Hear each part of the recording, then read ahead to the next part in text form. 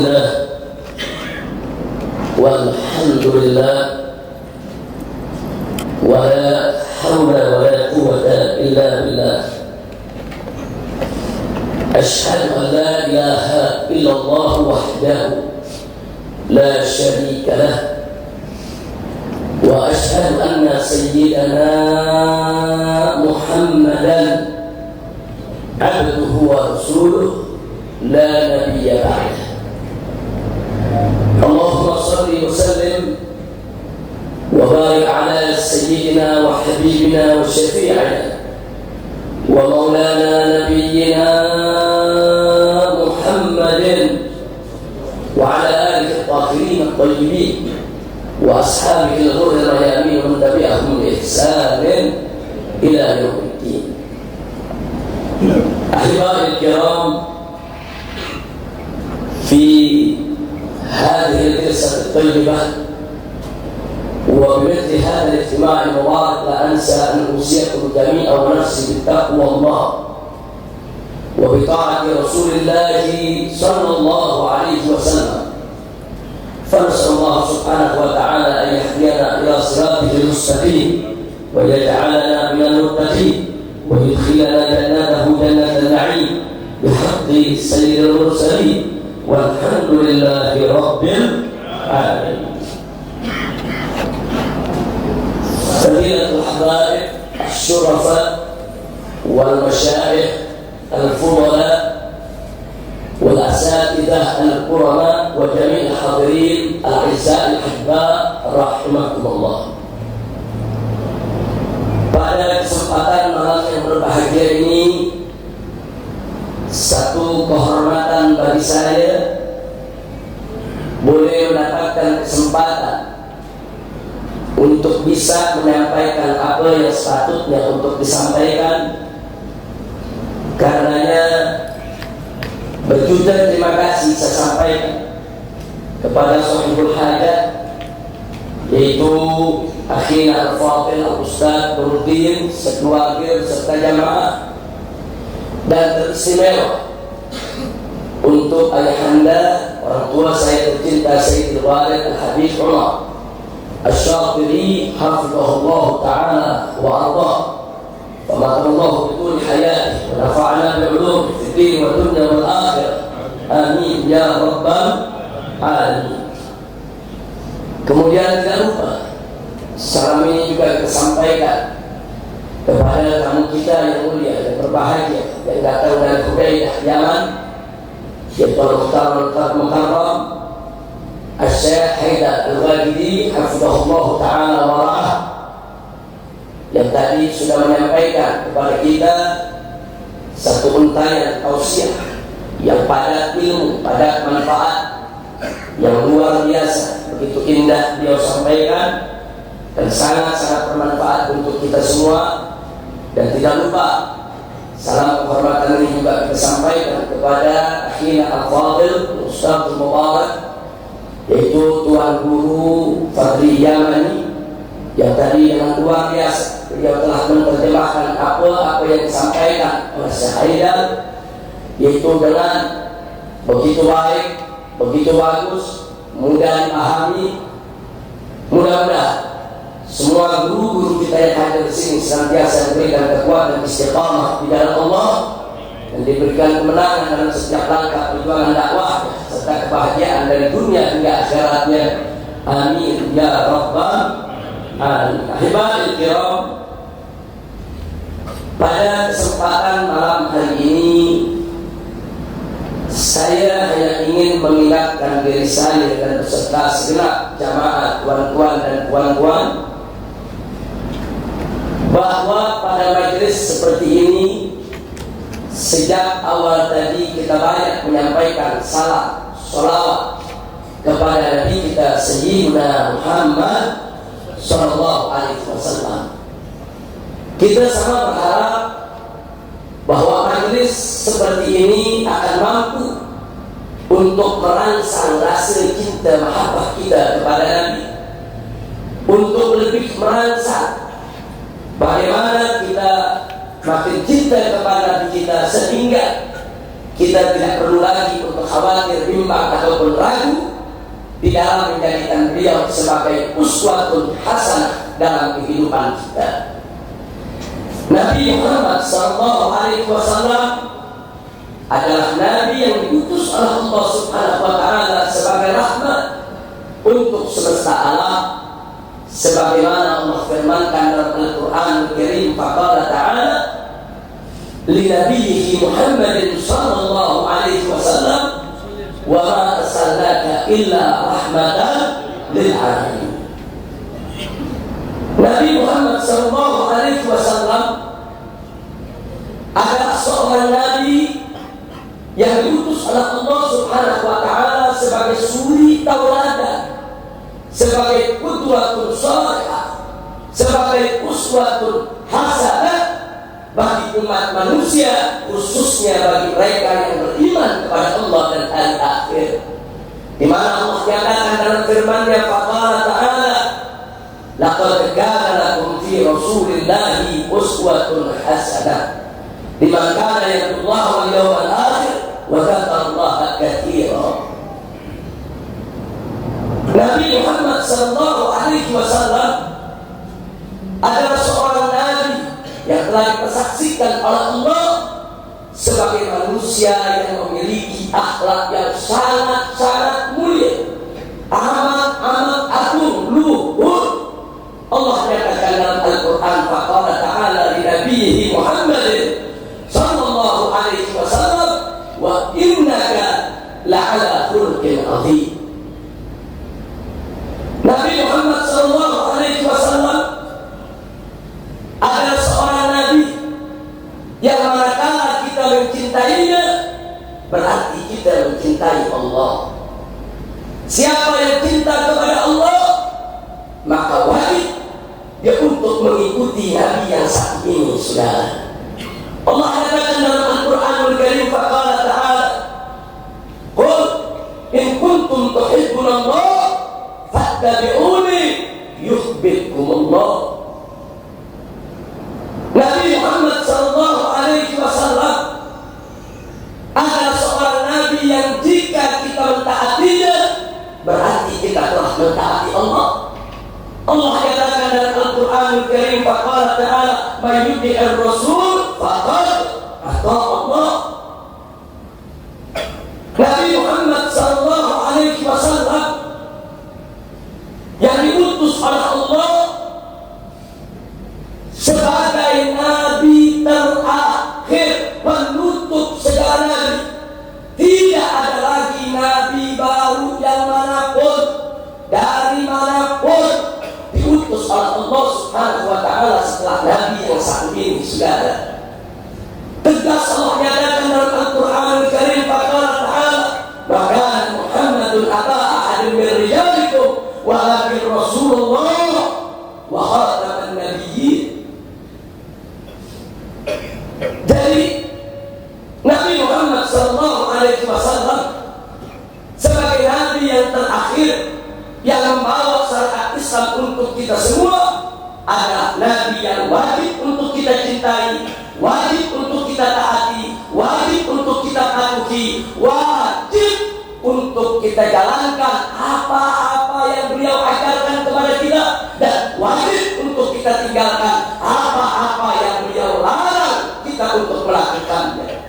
Allah katakan dalam Al-Qur'anul Karim, faqala ta'ala wa ma atakumur rasulu fakhudhuhu wa ma nahakum anhu fantahu. Saudara, kalau kita ingin menguraikan pada kesempatan malam hari ini tentang siapa kita punya nabi, tentu akan memakan masa yang sangat-sangat panjang sekali. Karena beliau adalah al-insanul kamil, manusia yang sempurna, sempurna kedudukannya, sempurna akhlaknya, sempurna ilmunya, sempurna adabnya, sempurna imannya, sempurna takwanya kepada Allah Subhanahu wa Ta'ala. Karenanya kalau kita ingin menguraikan satu persatu bagaimana kesempurnaan akhlak Nabi, 1 jam kita berkata tidak akan cukup. sehari penuh kita uraikan, tidak akan pernah tuntas. Bahkan seumur hidup kita sekalipun untuk menguraikan kesempurnaan akhlak Nabi, maka tidak akan pernah ada habisnya, ibadah. Oleh karena itu, betapa indahnya tatkala Sayyidatina Aisyah radhiyallahu ta'ala anha ditanya tentang kesempurnaan akhlak Nabi. Beliau ditanya, "Ya ummul mukminin, wahai ibunya orang yang beriman, kaifa kana khuluqun Nabi sallallahu alaihi wasallam?" Bagaimana sebetulnya dulu akhlak Nabi? Apa dijawab oleh Sayyidatina Aisyah radhiyallahu ta'ala anha? Beliau menjawab dengan jawaban yang singkat, padat, ringkas, jelas, menunjukkan bahwa beliau memang seorang perempuan yang cerdas, yang layak patut pantas menjadi istri dari Nabi kita Sayyidina Muhammad sallallahu alaihi wasallam. Beliau jawab, "Kana khuluquhul Qur'an." Akhlak Nabi adalah Al-Quran. Itu saja dijawab oleh Sayyidatina Aisyah. Jawaban yang singkat tapi padat, ringkas tapi jelas. Manakala Sayyidatina Aisyah radhiyallahu ta'ala anha mengatakan bahwa akhlak Nabi adalah Al-Quran, maknanya bahwa apa-apa yang Nabi ucapkan, yang Nabi perbuat, yang Nabi lakukan di seluruh kehidupannya, tidak lain dan tidak bukan adalah merupakan penjabaran, pengejuantahan, pengamalan, pelaksanaan daripada isi kandungan Al-Quran Al-Karim. Al-Quran mewajibkan apa-apa kewajiban, tidak ada satupun kewajiban yang ditinggalkan ataupun dilalaikan oleh Nabi kita Muhammad sallallahu alaihi wasallam. Bahkan Nabi merupakan orang yang pertama melakukannya sebelum umatnya yang melakukan segala. Sebelum Nabi mengajak orang berakhlak mulia, beliau sudah tampil sebagai orang yang berakhlak mulia. Sebelum Nabi memerintahkan kepada para sahabatnya untuk melakukan beraneka-ragam kewajiban, Nabi sudah terlebih dahulu untuk menegakkan kewajiban tersebut. Dan apa-apa yang diharamkan oleh Allah dalam Al-Quranul Karim, tak satu pun kemungkaran kemaksiatan yang dilakukan oleh Nabi. Jangankan untuk melakukan kemaksiatan dan kemungkaran, terlintas di benak Nabi, terlintas di pikiran Nabi untuk melakukan maksiat, tidak pernah terjadi seumur hidupnya sudah. Jadi bagaimana Al-Quran itu membimbing, begitulah akhlak Nabi kita. Kemana Al-Quran itu menuntun, kesana Nabi kita beramal. Dialah Nabi kita tercinta Sayyidina Muhammad sallallahu alaihi wasallam. Namun saudara, sungguh pun kita yakini kesempurnaan Nabi kita Sayyidina Muhammad sallallahu alaihi wasallam, tapi tetap saja semenjak beliau diputus menjadi Nabi sampai hari ini masih banyak musuh-musuh Allah yang selalu berupaya untuk merendahkan Nabi, memfitnah Nabi, menghina Nabi dengan berbagai macam cara. Kalau dulu di zaman Nabi, orang-orang kafir mengatakan kepada Nabi, "Anta sahir majnun, engkau bukan sihir dan sudah gila dan Muhammad," sebagai upaya untuk menghina Nabi, merendahkan Nabi, menistakan Nabi. Tapi di zaman sekarang ini mereka mulai mencari cara baru bagaimana untuk merendahkan Nabi kita Sayyidina Muhammad sallallahu alaihi wasallam. Salah satunya saya sendiri di berbagai negeri Islam, di Indonesia, di Malaysia, di mana-mana negeri masih ada orang-orang awam yang tidak mengerti sejarah Nabi, yang tidak terlalu paham soal agama. Manakala ditanya kenapa Nabi diutus oleh Allah di tengah bangsa Arab, apa mereka jawab? Karena bangsa Arab adalah bangsa yang paling biadab, karena bangsa Arab bangsa yang paling jahat, karena bangsa Arab bangsa yang paling boleh. Astagfirullahaladzim, hadal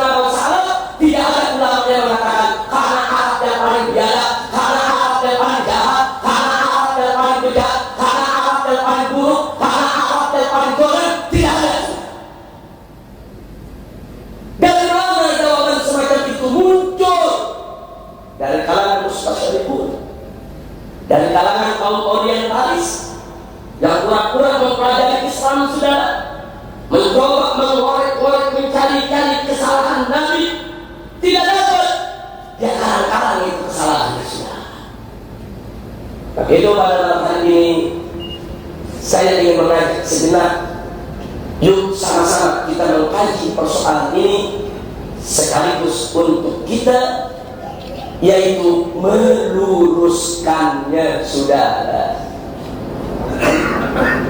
Bagaimana cara menjawab ini, saudara yang saya cintai rahimahumullah? Yang pertama, kalau bicara tentang kebiadaban, kezaliman, kejahatan saat Nabi kita diputus, bukan di Arab saja yang zalim, saudara. Bukan di Arab saja yang jahiliyah, bukan di Arab saja yang biadab dan jahat, bukan. Mari kita lihat di negeri Persia, di negeri Iran, ketika itu sudah seorang ayah manakala boleh menikahi putri kandungnya sendiri, itu merupakan kebanggaan di tengah-tengah masyarakat, sudah. Ini kezaliman, ini kejahatan, sejahat-jahatnya Arab, sejelek-jeleknya Arab, sekolen-kolennya Arab. Tidak ada bangsa Arab yang seorang ayah menikahi putri kandungnya sendiri, tidak ada. Ini kalau kita ingin bicara kezaliman, kalau kita ingin bicara kejahatan, bukan Arab saja di zaman itu yang jahat, sudah. Di mana-mana negeri zalim, jahat, jahiliyah. Sekarang kita tengok mari ke Cina. Ada apa di Cina? Di zaman itu, sudah. Itu raja-raja di Cina karena khawatir para penjaga-penjaga istana berbuat selingkuh atau mengganggu istri-istri mereka atau putri-putri mereka, maka penjaga-penjaga istana dikebiri. Kalau orang Indonesia bilang, dikasih, sudah. Jadi kalau seorang laki-laki sudah dikasih, sudah dikebiri, sehingga dia tidak punya sahabat lagi, maka raja-raja merasa aman kalau istrinya tidak akan diganggu, sudah. Ini biadab, ini jahat, ini kejam, ini zalim. Manusia dikasih, sudah. Manusia dikebiri. Sejahat-jahatnya orang Arab, kekolen-kolennya orang Arab di zaman Nabi, saudara. Tidak ada orang Arab yang melebihi manusia. Tidak ada orang Arab yang mengasihi manusia, saudara. Jadi kalau bicara biadab, seluruh dunia biadab ketika itu, saudara. Baik, mari sekarang kita lihat di Romawi, di Eropa, Yunani, Athena. Apa yang terjadi di zaman itu, sudah? Di sana manusia diantarungkan, gladiator, sudah. Hamba dengan hamba diadu untuk saling bunuh. Hamba dengan hamba, sudah, dibawa ke satu stadion, bangsawan-bangsawan menonton. Begitu satu hamba dibunuh, mati seorang abid, sudah, seorang hamba sahaya, maka anak-anak bangsawan, orang-orang kaya yang menonton akan bertepuk tangan, senang melihat manusia bunuh manusia. Tidak sampai di situ, bahkan orang-orang kaya ketika itu, putra-putra mereka pada saat melatih diri bagaimana untuk bisa memanah dengan baik, hamba-hamba sahaya dijadikan sasaran, sudah. Hamba sahaya diminta untuk lari, kemudian anak-anak orang kaya dengan berkuda mereka kejar hamba sahaya itu, dipanggil sampai mati, sudah. Sejahat-jahatnya orang Arab, sejelek-jeleknya orang Arab, tidak ada hamba sahaya diantar, dijadikan sebagai sasaran empuk untuk latihan memanah, tidak ada. Baik, sekarang kita lihat di Afrika. Di zaman itu, sudah, ada apa di Afrika? Manusia masih makan daging manusia. Jangankan kita cerita di Afrika, di Indonesia, di beberapa tempat bagian pedalaman, pegunungan, sudah, masih dijumpai manusia makan daging manusia di zaman sekarang ini, sudah. Ini juga kezaliman, ini jahiliyah, ini kejahatan, ini kebiadaban. Sejelek-jeleknya orang Arab, sejahat-jahatnya orang Arab, tidak ada orang Arab manusia makan daging manusia, sudah. Nah, jadi artinya saya hanya ingin meletakkan betul Nabi diutus oleh Allah ke atas muka bumi karena bumi sudah jahiliyah, seluruh dunia sudah banyak kebiadaban, kezaliman. Itu benar, saudara.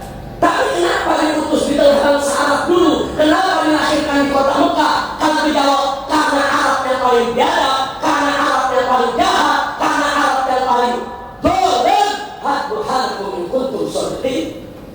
Tunjukkan dulu bukti. Enggak boleh kita seenaknya untuk mengambil satu kesimpulan, saudara. Kumpulkan dulu bukti-bukti kezaliman di zaman itu, baru kita membuat analisa, kita membuat komparasi, kita membuat perbandingan, baru kita boleh untuk mengambil kesimpulan, saudara. Menjadi tidak ilmiah kalau seseorang seenaknya mengatakan Arab yang paling zalim tanpa bukti, Arab yang paling jahat tanpa dalil, Arab yang paling biadab tanpa argumentasi yang bisa dipertanggungjawabkan. Nah, ini yang ingin kita luruskan, saudara. Ya, bangsa Arab memang biadab, betul, betul. Bagaimana tidak biadab? Di tengah-tengah mereka ada waktu lebaran mengubur hidup-hidup anak perempuan. Anak perempuan masih kecil dikubur hidup-hidup. Waktu lebaran itu kebiadaban, tidak kita pungkiri. Arab saat itu betul biadab, Persia biadab, Romawi biadab, Cina biadab, Afrika biadab, Indonesia biadab. Di sana itu sudah semua jahiliyah. Lalu kenapa di antara yang biadab-biadab ini di seluruh dunia kok Nabi diutus di tengah bangsa Arab? Ada apa? Apa betul karena Arab yang paling biadab atau sebaliknya? Jangan-jangan justru Arab memiliki suatu rahasia yang harus kita teliti dan kita cermati, saudara. Tidak dengan mudah untuk kita menuduh Arab yang paling biadab. Itu yang pertama yang mesti kita tekankan. Dari kebiadaban bukan hanya milik bangsa Arab, seluruh bangsa ketika itu biadab, saudara. Jahiliyah ala dunia. Yang kedua, tolong dicatat, bangsa Arab dengan tradisi waktu lebaran memang biadab. Tapi jangan ada yang berpikir kalau semua orang Arab mengubur hidup anak perempuannya. Tidak, saudara. Hanya segelintir anggota masyarakat yang mengubur hidup-hidup anak perempuannya. Andai kata semua bangsa Arab mengubur hidup-hidup anak perempuannya, bagaimana boleh Nabi bisa ada di sana, sahabat bisa ada di sana. Nabi punya ibu, ibunya perempuan. Kok dari kecil dari dibunuh ibu, saudara? Para sahabat Nabi yang jumlahnya puluhan ribu, ratusan ribu, mereka juga semua punya ibu, saudara. Ibu-ibu mereka punya kecil. Kok ibu-ibu mereka dulu tidak dibunuh ketika kecil, saudara? Orang-orang kafir Quraisy yang memusuhi Nabi, bangsa Arab yang memusuhi Nabi, mereka juga punya ibu. Ibu-ibu mereka punya kecil. Kok ibu mereka dulu tidak dibunuh oleh ayah mereka untuk dikubur hidup-hidup, saudara?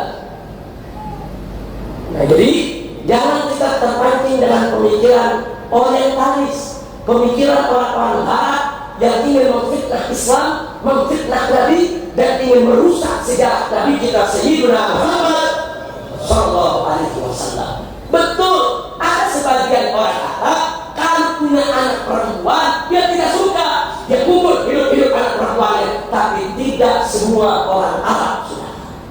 Bahkan kebanyakan bangsa Arab dia tidak mengubur hidup-hidup anak perempuannya. Tapi tetap saja bangsa Arab disebut biadab, sebab walaupun mereka tidak mengubur hidup-hidup anak perempuan mereka, tapi kalau ada anggota masyarakat yang mengubur hidup-hidup anak perempuannya, mereka anggap itu bukan kejahatan, mereka anggap itu bukan kriminal, mereka anggap itu bukan satu kezaliman, mereka anggap itu tradisi adat istiadat yang mesti dihormati dan dihargai. Disinilah kebiadaban bangsa Arab, saudara. Itulah sebabnya Nabi diputus oleh Allah baik ke tengah bangsa Arab maupun ke tengah seluruh umat manusia untuk menghapuskan segala kezaliman, menghapuskan segala kebiadaban, menghapuskan segala ketidakadilan, menghapuskan segala bentuk kejahatan, penindasan. Itulah makanya Allah dengan tegas menyatakan kepada Nabi, "Wa ma arsalnaka illa rahmatan lil alamin." Nabi menjadi rahmat untuk semesta alam. Nabi membawa syariat yang penuh rahmat, syariat yang menolak segala bentuk kezaliman, kejahatan, kebiadaban.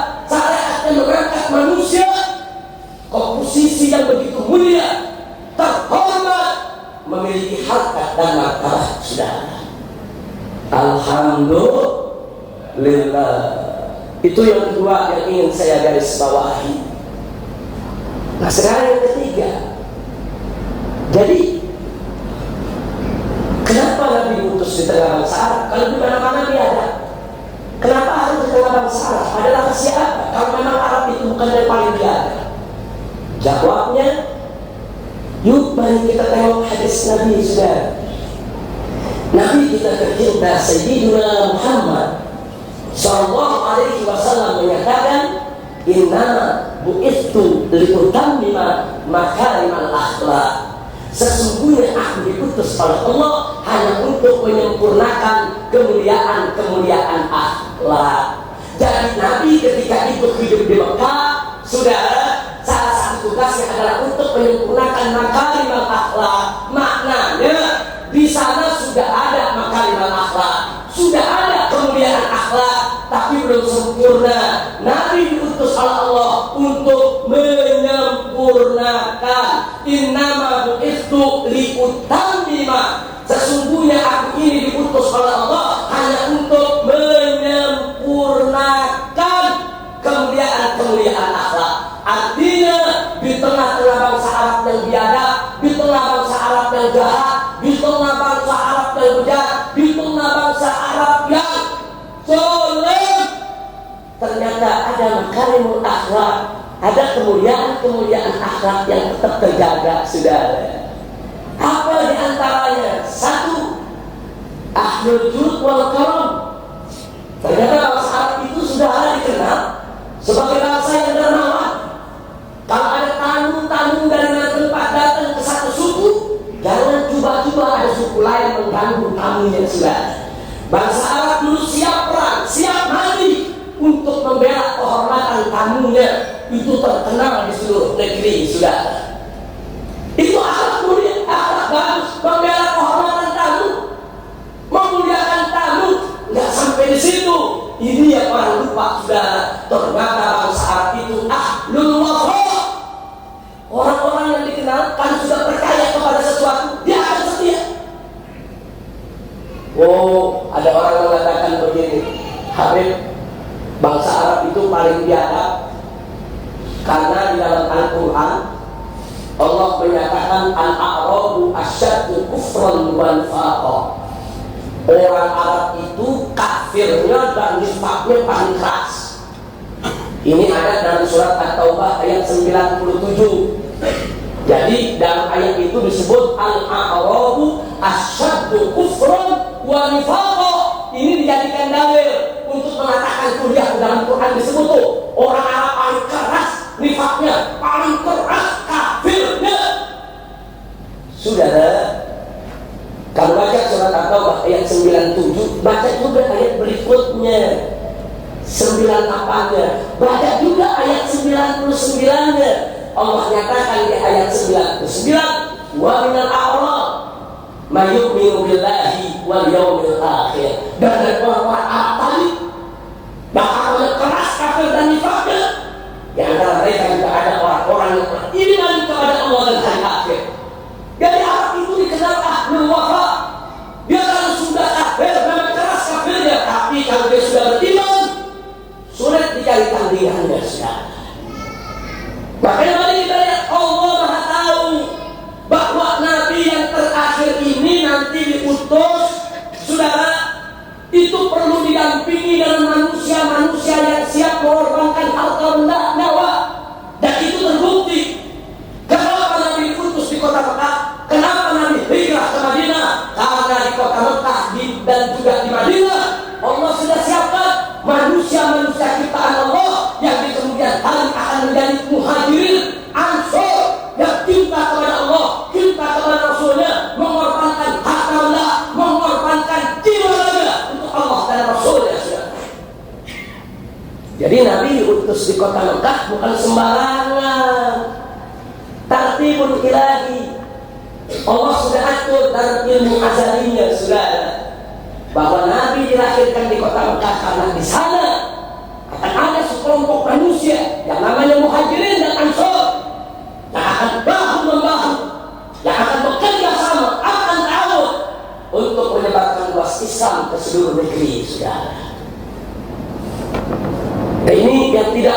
kita lupa, saudara. Jadi ternyata kenapa Nabi diutus di tengah bangsa Arab? Ada makarimul akhlak, ada sifat setia. Kalau itu berhasil mendapat iman, dapat taufik, dapat hidayah, maka sifat setia itu akan sangat berguna untuk perjuangan Islam. Dan itu terbukti dengan sejarah Muhajirin dan Ansor radhiyallahu anhum. Itu yang ketiga, saudara. Tidak sampai di situ. Yang keempat, mari kita lihat, saudara. Yang keempat yang tidak boleh kita lupa, jauh sebelum Nabi dilahirkan, Allah Maha tahu kalau Nabi akan dilahirkan berasal dari sulbi Nabi Ibrahim alaihissalam yang kemudian menurun kepada Nabi Ismail alaihissalam. Sebelum Nabi Muhammad SAW dilahirkan, Allah sudah perintahkan Nabi Ibrahim bahwa Nabi Ismail ke kota Mekah. Ketika itu masih tandus, tidak ada penduduk. Tidak ada penduduk, masih tandus, tidak ada perumahan, tidak ada perkebunan. Allah perintahkan kepada Nabi Ibrahim alaihissalam untuk meninggalkan putranya yang bernama Ismail alaihissalam bersama ibundanya yaitu Siti Hajar alaihissalam. Kenapa harus ditinggalkan di kota Mekah? Karena Allah Maha tahu dari sulbi orang inilah telah akan lahir Nabi penutup para nabi, sudah. Jadi kenapa Nabi Ismail dilepaskan di Mekah? Kenapa bukan di Afrika? Kenapa Nabi Musa tidak Allah perintahkan bahwa saya itu Nabi Ibrahim alaihissalam? Kenapa Allah tidak perintahkan bahwa itu Ismail lepas saja di India, lepas saja di China, lepas saja di Romawi? Tidak. Allah perintahkan lepaskan di Mekah, sudah. Ada apa? Ada tartibul ilahi. Ini bukan peristiwa kebenaran, ini bukan peristiwa kebetulan, peristiwa yang sudah diatur sedemikian rupa oleh kekuasaan Allah Subhanahu wa ta'ala. Itu yang keempat, saudara. Yang kelima, jangan lupa bahwa di kota Mekah itulah Allah perintahkan Nabi Ibrahim dan Nabi Ismail untuk mendirikan Al-Ka'bah yang Allah katakan dalam Al-Quran, awwal baitin wudi'a lin-nas. Rumah Allah pertama yang diletakkan dibangun untuk umat manusia. Jadi sebelum Nabi Muhammad lahir di kota Mekah, Allah sudah siapkan, saudara. Datuknya Nabi Ismail ada di sana, Ka'bah didirikan di sana. Ini semua merupakan persiapan untuk menyambut Nabi akhir zaman, saudara. Jadi bukan sembarangan. Bukan Nabi itu diutus di kota Mekah. Oh, ini karena banyak yang dolim. Oh, ini dunia dolim semua. Yang paling dolim di sini ya udah Nabi ditaruh situ aja. Enggak gitu, saudara. Allah sudah atur dari jauh-jauh hari, tartibul ilahi. Baik, yang selanjutnya tidak sampai di situ, saudara. Di sana itu ada dua kekuatan dunia yang tidak pernah damai, selalu bertempur, menguasai semua wilayah di Timur Tengah. Kekaisaran Romawi dan Kekaisaran Persia. Hampir tidak ada sejengkal pun tanah di Afrika dan di Jazirah Arabia kecuali dikuasai oleh Kekaisaran Romawi atau dikuasai oleh Kekaisaran Persia. Tapi menarik, ada satu tempat yang Kaisar Persia tidak mau ambil, yang Kaisar Romawi tidak mau ambil. Tempat yang mana? Itulah Mekah, sudah. Persia tidak mau ambil. Mekah dianggap ini burung, tandus, tidak ada hasil, tidak ada manfaat. Kaisar Persia tidak mau ambil. Begitu juga Kaisar Romawi. Sehingga kota Mekah dan sekitarnya di zaman itu terlepas dari kekuatan politik, sudah ada. Tidak ada kekuatan politik yang berkuasa. Yang ada adalah kekuatan family, kekuatan kekeluargaan. Bani Hashim punya pemimpin Abdul Muttalib. Bahkan Abdul Muttalib juga punya pemimpin dari tokoh family-nya, saudara. Masing-masing suku di sana kabilah semua punya pemimpin masing-masing. Segala sesuatu mereka selesaikan dengan jalan musyawarah antara kepala-kepala keluarga, kepala-kepala family yang ada, saudara. Tidak ada lagi. Tidak ada kekuatan politik yang berkuasa di sana. Berbeza dengan di Persia. Ada kerajaan, ada kekaisaran. Bahkan ada anak kaisar ingin jadi kaisar dibunuh ayahnya. Terjadi pergulakan politik, saling bunuh, saling menjatuhkan untuk merebut kekuasaan, dan itu tidak terjadi di kota Mekah, saudara. Lalu apa manfaatnya? Apa hikmahnya? Hikmahnya, saudara, andai kata Nabi Muhammad SAW dilahirkan di Persia atau dilahirkan di Romawi, maka nanti ada musuh-musuh Islam mengatakan, oh, agama Islam yang dibawa oleh Nabi itu hanya merupakan hasil kegiatan politik. Muhammad itu hanya merupakan produk politik kekaisaran Persia ataupun politik kekaisaran Romawi, saudara. Andai kata Nabi dilahirkan di Romawi atau di Persia, akan ada nanti orang mengatakan Islam itu produk politik, Islam itu hanya merupakan rekayasa politik. Tapi dengan Nabi dilahirkan di kota Mekah, lepas dari kekuatan politik Romawi, lepas dari kekuatan politik Persia, sampai hari ini tidak ada seorang pun yang boleh mengatakan Islam lahir dari politik. Tidak ada. Dan Allah sudah jaga, ini Mekah dijaga betul oleh Allah. Dari kekuasaan politik yang ada, kenapa Allah jaga? Karena disitulah akan ada Nabi terakhir Allah utus, saudara. Yang berikutnya, ketika di zaman Nabi terjadi pertarungan filsafat Yunan, filsafat Athena, di mana dunia, saudara. Ada pertarungan filsafat. Andai kata Nabi kita dilahirkan di Romawi atau di Persia, orang nanti akan mengatakan Islam itu hasil filsafatnya Muhammad. Muhammad itu belajar filsafat dengan Aristoteles, dengan Platon atau pengikutnya. Ini berbahaya, saudara. Ini sangat berbahaya.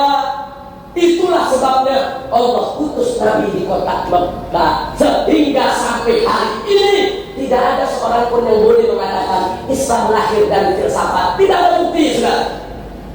Alhamdulillah. Jadi hal-hal ini sengaja saya sampaikan, walaupun saya tidak akan sampaikan secara detail semua perkara, saudara, karena akan sangat panjang sekali, memerlukan waktu yang juga sangat panjang. Karena itu saya hanya ingin ingatkan sekali lagi. Jadi kenapa Nabi diutus di kota Mekah? Bukan karena Arab paling dolim, bukan. Bukan karena Arab paling jahat, bukan. Bukan karena Arab paling biadab, bukan. Tapi satu, karena dengan masyarakat Arab masih ada makarimul akhlak yang sangat penting menjadi perjuangan Nabi di masa yang akan datang ketika Nabi saat itu diutus di sana, saudara. Kemudian yang kedua, kenapa diutus di kota Mekah? Karena di kota Mekah itu, saudara, terlepas daripada kekuasaan politik, terlepas daripada kekuatan pertarungan filsafat, sehingga Islam datang murni merupakan wahyu dari Allah, bukan hasil politik, bukan hasil filsafat. Kenapa Nabi dilahirkan di kota Mekah? Memang Allah sudah persiapkan jauh-jauh hari Nabi Ismail sebagai datuknya Allah utus ke sana. Memang Allah sudah siapkan dari jauh-jauh hari, karena Ka'bah Allah perintahkan kepada Nabi-Nya untuk dibangun di sana. Karena memang Allah sudah persiapkan Nabi terakhir nanti akan datang dari sana. Nah, sebagai tambahan, jangan lupa Allah Maha Tahu, Alimul Khabir, bahwa kitab suci terakhir yang akan Allah turunkan adalah Quran Arabian, Quran dalam bahasa Arab, bukan sembarang bahasa Arab. Bahasa Arab, saudara, yang mubinan, bahasa Arab yang jelas, yang fasih, yang paling bagus. Kita cari seluruh bangsa Arab, siapa yang bahasa Arabnya paling fasih? Afsahul lughatil arabiyyah inda Quraisy, saudara. Jadi bahasa Arab yang paling fasih adanya di Quraisy. Quraisy itu penduduk kota Mekah. Jadi kalau Al-Quran diturunkan dalam bahasa Arab yang fasih di tengah-tengah masyarakat yang tidak berbahasa Arab, tentu akan menjadi problem besar. Kalau Al-Quran menggunakan bahasa Arab yang fasih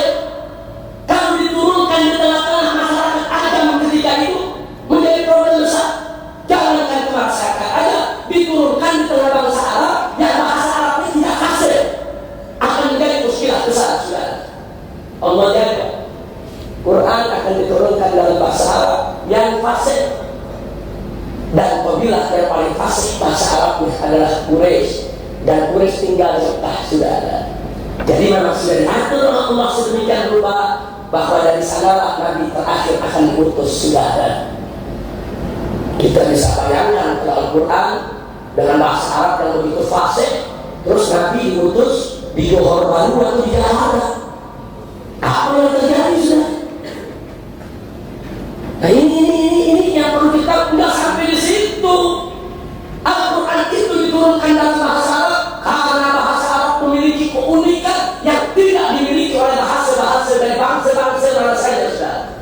Bahasa yang mampu bertahan, bahasa yang mampu bertahan, yang tidak mudah untuk diubah oleh bahasa yang manapun juga, saudara. Walaupun di zaman modern ini ditemukan sesuatu yang baru, bahasa Arab sudah ada, siapa yang baru, saudara. Bahasa Arab ini luar biasa. Tadi kita lihat bagi mereka yang belajar bahasa Arab, kata-kata apa, kata ba itu bisa berubah-ubah.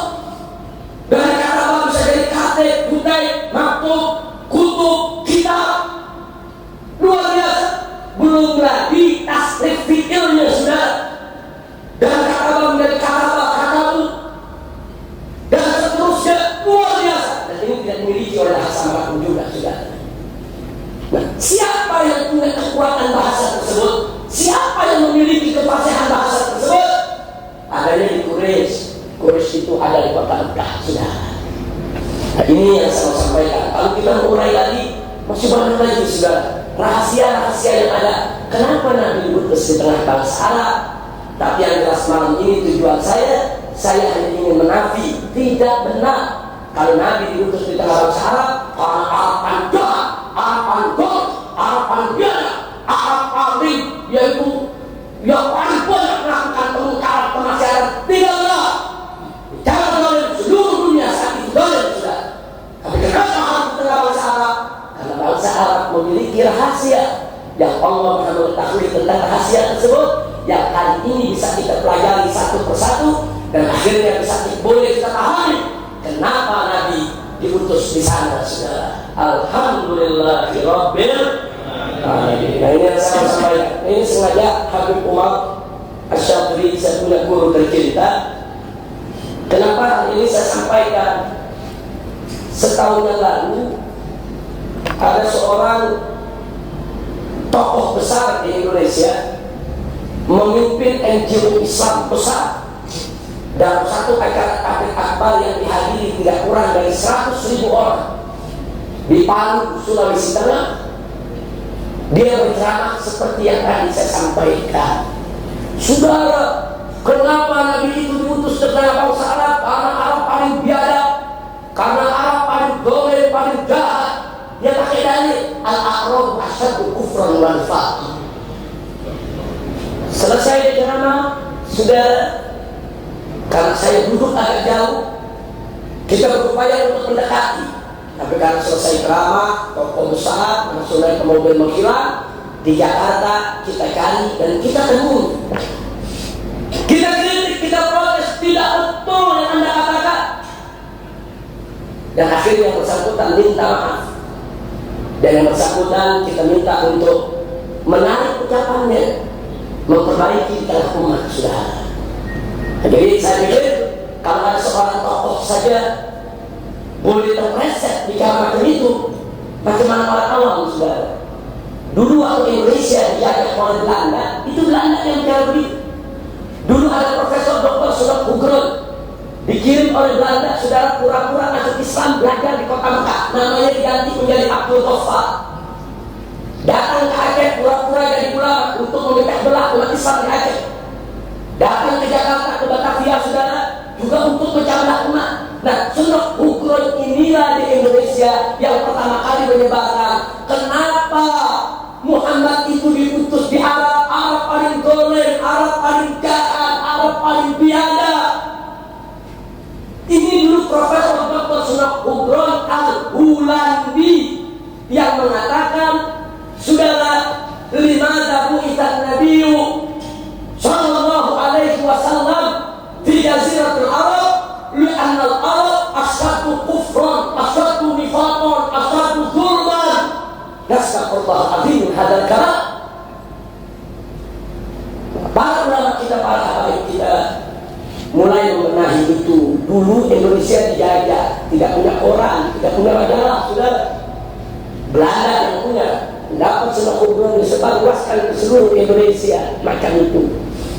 Nah, karena itu di zaman sekarang ini tidak boleh lagi ada orang Islam yang punya pendapat macam itu, saudara. Itu pendapat orientalisme, itu pendapat kaum liberal, itu pendapat yang ingin merendahkan Nabi alaihi salatu wassalam. Yang terakhir, kalau dikatakan Nabi diutus dari bangsa Arab, bangsa yang biadab, dan dari Quraisy, karena Quraisy paling biadabnya Arab. Mari kita baca hadis, saudara. Nabi mengatakan dengan tegas, Inna Allah astafa min bani Adam Kinana. Allah memilih Kinana dan anak cucu Adam. Wastafa Quraisyan min Kinana, dan Allah memilih Quraisy dari Kinana. Wastafa Bani Hashim min Quraisy, dan Allah memilih Bani Hashim daripada Quraisy. Wastafani, kata Nabi, min Bani Hashim, dan Allah memilihku daripada Bani Hashim. Berdasarkan hadis ini, Nabi yang mengatakan dari seluruh anak cucu Adam yang terpilih adalah Kinana, dan seluruh anak cucu Kinana yang dipilih Allah adalah Quraisy, dan seluruh anak cucu Quraisy yang dipilih Allah adalah Bani Hashim, dan seluruh anak cucu Bani Hashim yang dipilih Allah adalah Nabi kita Muhammad sallallahu alaihi wasallam. Berarti Nabi kita adalah manusia pilihan, dari Bani pilihan, dari suku pilihan, bukan dari yang biadab, sudah. Nabi yang mengatakan Quraisy itu bangsa pilihan, orientalis mengatakan Quraisy itu bangsa paling biadab. Kita tinggal pilih, mau ikut orang Arab yang kafir atau mau ikut hadis Nabi. Nah, ini yang mesti kita ingat. Jadi jangan sampai kita tertipu dengan pendapat-pendapat macam itu. Dan maaf, pendapat macam ini banyak disebar di kampus-kampus, di universiti di Indonesia, dengan alasan ini kajian akademik, ini kajian ilmiah. Kenapa Muhammad itu diutus di tengah bangsa Arab? Mereka buat analisa, mereka buat hipotesa, seolah-olah itu akademik ilmiah, dan mereka akan jadikan itu sebagai hasil tesis, hasil penelitian atau disertasi, saudara. Padahal argumentasi mereka rapuh, argumentasi mereka lemah, argumentasi mereka tidak berharga. Kami sedang melakukan perlawanan dalam pemikiran-pemikiran yang sesat dan menyesatkan macam ini, saudara.